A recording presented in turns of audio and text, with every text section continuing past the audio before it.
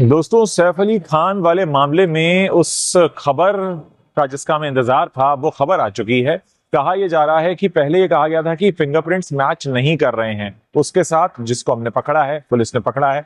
फिर खबर ये आई कि उसको पहचान लिया, सैफ अली खान की जो नैनी है, मतलब उनके बच्चों की जो नैनी है। अब खबर ये आ रही है कि वो जो फिंगरप्रिंट मिले थे उनमें से कुछ फिंगरप्रिंट मैच हो गए हैं। तो यानी अब धीरे धीरे ये पूरा मामला साफ होता जा रहा है कि किस तरह से सैफ अली खान वाले मामले में पुलिस ने पहले जिसको पकड़ा था, शरीफुल इस्लाम, जिसके बारे में पहले कहा गया कि वो बांग्लादेश का नागरिक है, फिर कहा गया कि उसका चेहरा नहीं मिल रहा है। बहुत सारे न्यूज़पेपर्स ने स्टोरी भी की, बहुत सारे फोरेंसिक एक्सपर्ट्स के साथ में भी ये कहा गया कि ये वही शख्स है। वही शख्स नहीं है, मतलब जो दिख रहा है सीसीटीवी में वो अलग है और जिसे पकड़ा है पुलिस ने वो अलग है। लेकिन अब धीरे धीरे बातें साफ होती जा रही हैं। पहले तो ये आया कि उसकी तस्वीर जो कैद हुई थी सीसीटीवी में, क्या ये वही शख्स है? बहुत सारे लोगों ने सवाल पूछा, बहुत सारे लोगों ने स्टोरीज की।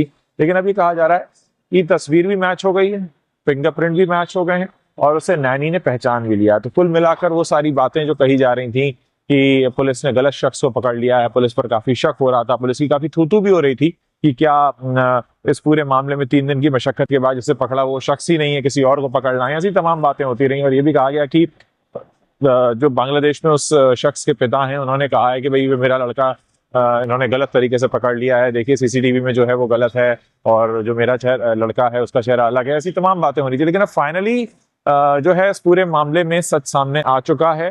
पुलिस ने जिसे पकड़ा है वही वो शख्स है जो रात में घुसा था। अब पुलिस की ये जिम्मेदारी है कि वो ये सारा का सारा कैसे हुआ, इसका क्या एग्जैक्ट मोडस ऑपरेंडी क्या था, किस तरीके से घुसा, क्या ये किसी और घर में भी घुसने वाला था, क्या सैफ के घर के अलावा इसने कहीं और की रेकी की थी, कहीं और ये घुसने की प्लानिंग कर रहा था, या कहीं और इसने कोई वारदात की है। क्योंकि अब जो है ना, देखिए अब यहाँ से केस घूम रहा है और केस यहाँ पर घूम ये रहा है।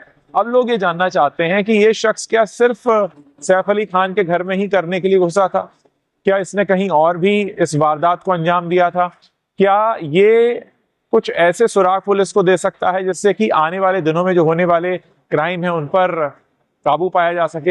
ये तमाम बातें हैं जो इस समय जाननी बहुत जरूरी हैं। और पुलिस ये भी जानना चाहती है कि एक शख्स जिसने कभी चोरी नहीं की उसने एक ही बार में इतनी बड़ी जगह पर कैसे हाथ मारा।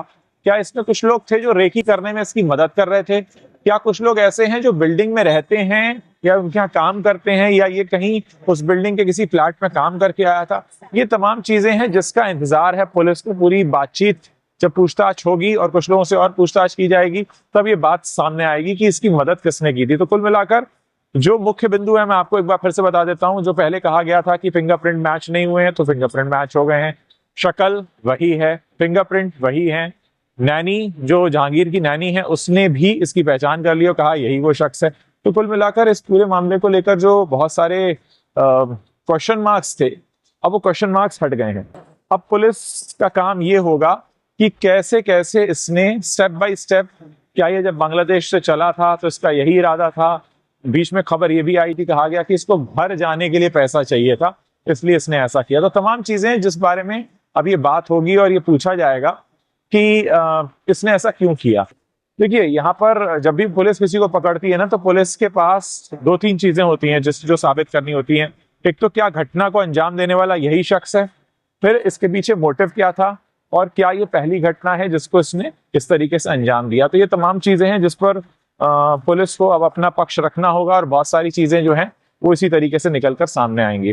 दोस्तों, जब भी हम कई बार खबरों को देखते हैं, पढ़ते हैं, सुनते हैं, तो हमारे मन में कई तरह के सवाल आते हैं कि कैसे पुलिस ने ये तय किया होगा। क्योंकि जब बीच में आने लगा कि फिंगरप्रिंट नहीं मैच हो रहे हैं तो बहुत से लोगों को लगा कि अच्छा अब पुलिस इसको छोड़ देगी या पुलिस को छोड़ना पड़ेगा। लेकिन पुलिस ने हमेशा कहा कि हमारे पास कुछ और सबूत ऐसे हैं जो इस बात को साबित करते हैं कि यही वो शख्स है, जैसे उसके मोबाइल फोन की लोकेशन। फिर जल्दबाजी में ये खबर भी सामने आई थी कि फिंगरप्रिंट मैच नहीं हुए, लेकिन अब ये कहा जा रहा है कि कुछ फिंगरप्रिंट्स जो हैं जो मैच हो गए। तो अब इस पूरे मामले में ये भी जानना जरूरी है कि क्या सिर्फ चोरी ही मकसद था या चोरी के अलावा और कोई मकसद हो सकता है।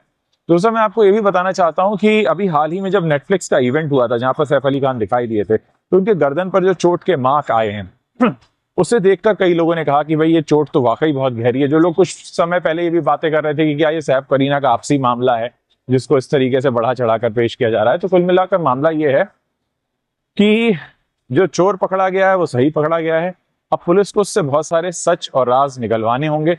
हो सकता है इस पूरे मामले में कुछ ऐसी बातें भी सामने आए जिनका इस केस में इसको कहते हैं ना कि बिल्कुल एक नया मोड़ देने का काम हो। तो सबसे पहले जरूरी जानना ये हो जाता है कि इस पूरे मामले में क्या सैफ के घर में काम करने वाला कोई शख्स इन्वॉल्व है या उनकी बिल्डिंग में अगर कोई काम करता है किसी दूसरे फ्लैट में वो इन्वॉल्व है। ये तमाम चीजें हैं जो अब जाननी बेहद जरूरी होंगी। पुलिस इसकी पूरी कोशिश कर रही है। जैसा मैंने आपको बताया कि मुंबई के लोअर परेल इलाके में जो आर्थर रोड जेल है वहां पर शरीफुल इस्लाम को रखा गया है।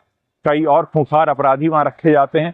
तो इस समय पुलिस कोई भी रिस्क नहीं लेना चाहती है और पूरी तरीके से कोशिश ये हो रही है कि इस पूरे मामले का सच जल्द से जल्द लोगों के सामने लाया जाए। देखिए, क्योंकि ये इतने बड़े सेलिब्रिटी का मामला था, आज तक आपने कभी सुना नहीं होगा कि किसी बॉलीवुड एक्टर के घर में कोई घुस गया, उस पर वार करके फरार हो गया और वो प्रकट भी हुआ कहाँ, सीधे उसके बेडरूम में, उसके बच्चे के बाथरूम में।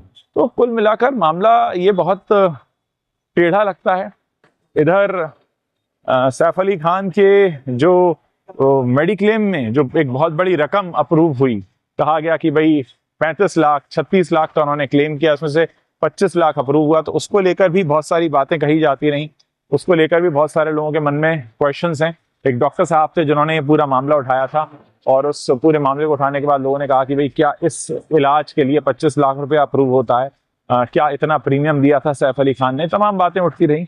अब इन सब बातों की तरफ भी ध्यान जाएगा क्योंकि अब जब एक तरफ ये साफ हो गया है कि पुलिस ने जिसको पकड़ा है वो सही व्यक्ति है, यानी उसी ने इस घटना को अंजाम दिया था, तो अब जो बाकी की चीजें हैं उस पर लोगों की नजर जाएगी कि इन सारी बातों के भी सच निकाले जाएं। दूसरा, सैफ अली खान की बिल्डिंग में रात भर कोई ड्राइवर नहीं होता उनके साथ में, कोई सिक्योरिटी गार्ड उनके घर के बाहर नहीं होता और रात के वक्त इतना सब कुछ ढीला ढाला मामला रहता है कि कोई भी घर के अंदर घुस जाए। तो ये एक बात है जो सामने आई है निकल के। मुझे लगता है कि इस पर अब काम करना शुरू भी हो चुका है। सैफ अली खान के घर में अब सीसीटीवी कैमरास भी लग गए हैं, ग्रिल भी लगाई गई है और अब पहले से चाक चौबंद व्यवस्था है। रोनित रॉय को ये काम सौंपा गया है उनकी कंपनी को कि वो अब सैफ अली खान को सुरक्षा मुहैया कराए। क्योंकि एक और बात होती है, इस तरह की घटनाओं के बाद लोगों के सामने एक मैसेज चला जाता है कि देखो कितना आसान है इनके घर में घुसना। तो इस चीज को लेकर भी अब काफी सतर्कता बरती जाएगी और मुझे लगता है कि आने वाले दिनों में बहुत सी ऐसी चेंजेस हैं जो हम देखेंगे। सलमान खान को तो पहले ही काफी सुरक्षा मिली हुई है, शाहरुख खान भी काफी सुरक्षा के साथ रहते हैं, आमिर खान भी बहुत सुरक्षा के साथ रहते हैं। सैफ अली खान के आसपास इतनी सुरक्षा नहीं देखी जाती थी जो अब देखने को मिलेगी। और मुझे लगता है कि इस घटना के बाद बहुत सारे लोग जो हैं इससे सबक कुछ ना कुछ जरूर सीखेंगे। दोस्तों, इस पूरे इंसिडेंट में क्या आपको अभी भी लगता है कुछ छिपाया जा रहा है, कोई सच है जो अभी भी निकल कर सामने नहीं आया है? क्या सोचते हैं आप इस बारे में? मेरे इस वीडियो के नीचे कमेंट करके आप बता सकते हैं।